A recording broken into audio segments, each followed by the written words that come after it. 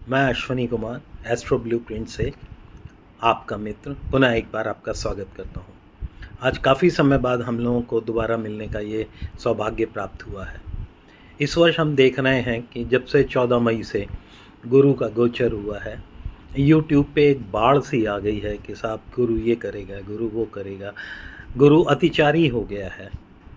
अतिचारी का मतलब आप लोग परेशान मत होइए। अतिचारी सिर्फ इतना सा कहता है कि आमतौर पे गुरु जो है एक साल में एक राशि से दूसरी राशि में जाता है, और लेकिन जब ये बहुत तेज चलने लग जाता है, जैसा कि हमें आभासित होता है, ऐसा दिखता है, एक्चुअल नहीं होता है, कि जब ये आभासित होता है कि एक ही वर्ष में ये कई बार अपनी राशि से अगली राशि में चले जाना, फिर से वापस अपनी राशि में आ जाना, इसको हम अतिचारी कहते हैं।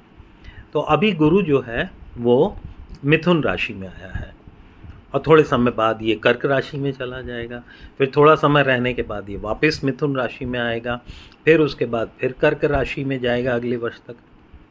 तो ये अतिचारी कहलाता है। बृहद पराशर होरा शास्त्र में बड़ा साफ उल्लेख किया गया है कि अशुभ ग्रह का वक्री होना और शुभ ग्रह का अतिचारी होना ये अच्छा नहीं माना जाता है। पर दोस्तों, ऐसा सिर्फ पूर्ण सत्य नहीं है।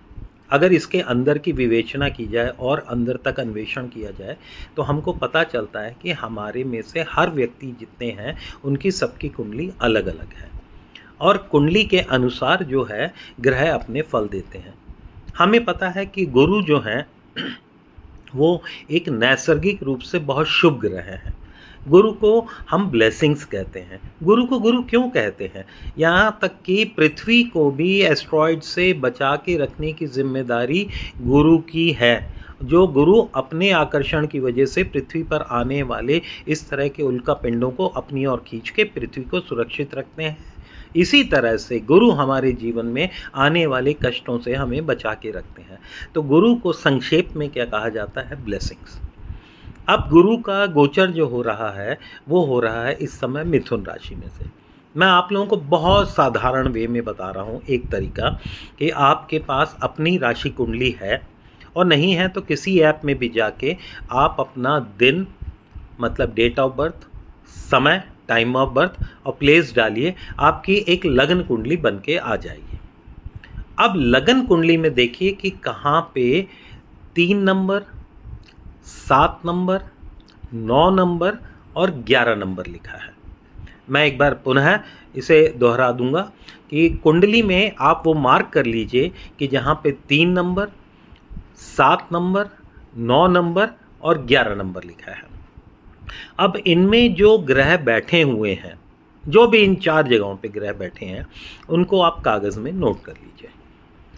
ये माना जाता है कि 3 नंबर में जो ग्रह बैठे हैं, गुरु के गोचर से उनका फल जो है वो 100% मिलेगा। जो 7 नंबर में बैठे हुए हैं और जो ट्राइन में यानी कि 7 नंबर और 11 नंबर में बैठे हुए हैं, उनका फल हमें इससे थोड़ा सा कम मिलता है। और जो 9 नंबर राशि में जो बैठे हैं, यानी कि ठीक सामने की राशि में जो बैठे हैं, उसमें थोड़ा फल हमें कम मिलता है। यहाँ पे भी अलग अलग विद्वानों की राय है।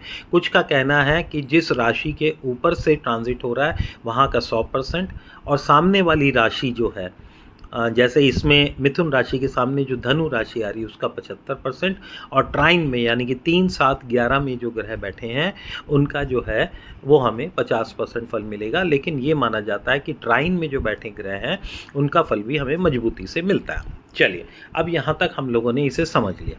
अब ये माना जाएगा कि गुरु ग्रह जो हैं वो इन सब के ऊपर से इस वर्ष में गोचर करेंगे। अब क्या होगा? गुरु जब सूर्य के ऊपर से गोचर करता है तो आपको मान सम्मान देता है। गुरु ब्लेसिंग्स है, तो इसलिए आपको ये लगेगा कि बहुत अच्छे फल बताए गए हैं, लेकिन गुरु का काम ही यही है। गुरु क्या है कि एक पोस्टमैन की तरह आया, और क्योंकि वो स्वयं अच्छा व्यक्ति है, धार्मिक व्यक्ति है, शुभ ग्रह है, तो आपको अच्छी खबरें देने के लिए आया। तो जब सूर्य के ऊपर से गोचर करेंगे तो आपको मान सम्मान, फेम, प्रतिष्ठा, समाज में आपकी एक पहचान जो होगी वो बनेगी। जब चंद्रमा के ऊपर से गोचर करेंगे तो वो क्या करेंगे? वो आपकी यात्राएं कराएंगे, आपके मन को खुश रखेंगे, और आपकी लंबी यात्राएं हो सकती हैं, समुद्र के किनारे, नदियों के किनारे, दूर की यात्राएं, पास की यात्राएं, छोटी यात्राएं, बड़ी यात्राएं जो हैं वो आपको मिल सकती हैं। यहाँ भी हो सकता है कि आप अपना जो एग्जिस्टिंग प्लेस है उसको आप चेंज कर दें। ये भी हो सकता है कि आपके वर्क प्लेस में आपका ट्रांसफ़र हो जाए। ये भी हो सकता है कि गुरु की वजह से आपका प्रमोशन होके और फिर आपका जो ट्रांसफ़र है वो हो जाए। इसी तरह मंगल जो है वो आपकी ऊर्जा का कारक है। मंगल आपकी एनर्जी है, मंगल आपका एंथुजियाज्म है, मंगल आपकी इम्पल्शन है, मंगल आपका एंगर भी है।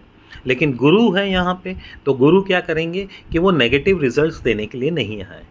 लेकिन साथ में यह है कि अगर कुंडली में मंगल जो है उनके ऊपर कुछ बुरे एस्पेक्ट्स पड़ रहे हों या वो पीड़ित अवस्था में हों, तो उस केस में ये कहा जाता है कि ब्लड प्रेशर संबंधी समस्याएं जो हैं वो इसमें आ सकती हैं।